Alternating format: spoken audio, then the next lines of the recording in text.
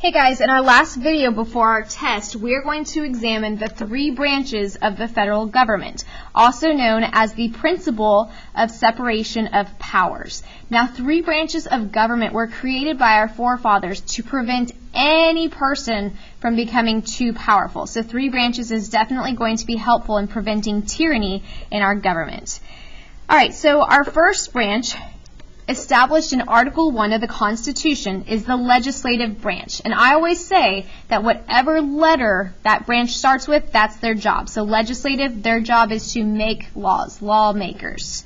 Now, nobody walks around saying, did you hear what the legislative branch did today? They're going to call the legislative branch the Congress. And the Congress is divided up into two houses. The upper house is the Senate, where we have 2 senators from each state to represent their entire state. And we have the lower house, which is the House of Representatives. We have 435 representatives, and those representatives' numbers are spread throughout all the states based on population. So this is based on our great compromise from the Constitutional Convention. The Senate is going to definitely be enjoyed by smaller states because they will have equal representation, and then the House of Representatives will be a happy fact for our larger states. Now, Article 2 of the Constitution establishes the executive branch. And since it starts with an E, the executive branch's job is to enforce the laws passed by the legislative branch.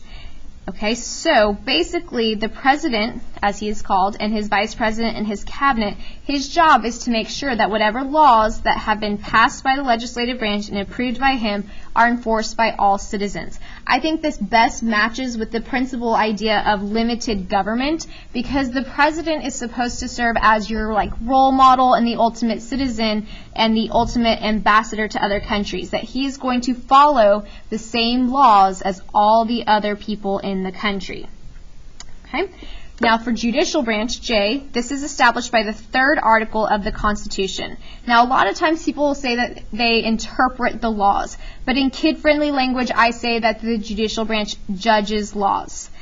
The judicial branch is known as the Supreme Court, although it does have other lower federal courts in all 50 states. Ultimately, the Supreme Court's job is to practice the power of judicial review. They are to decide if laws follow the Constitution, and if those laws that have been passed by Congress and enforced by the President, if those laws do not actually follow the Constitution, if they are a violation of our Constitution, then the Supreme Court is going to strike those laws down and tell the legislative branch that that law may no longer be in existence.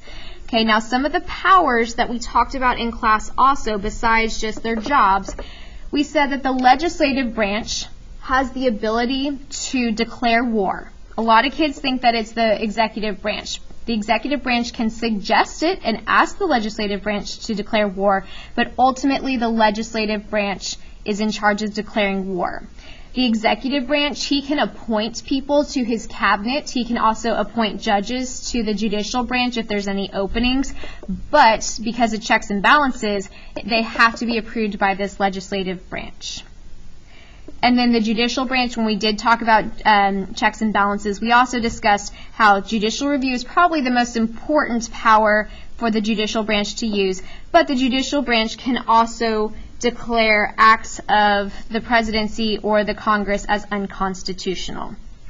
The other power that we discussed was that the legislative branch has the power to impeach, and a lot of kids get that confused too. Impeach just means that you accuse somebody of doing something very wrong. Once you have accused somebody, so legislative branch can accuse either the president or a judge on the Supreme Court of doing something very wrong. They will go to court at the legislative branch, and the Senate will listen to this trial and decide if that president or that Supreme Court justice is either guilty or innocent. If they are found guilty, they obviously lose their job. If they are found not guilty, they get to keep their position.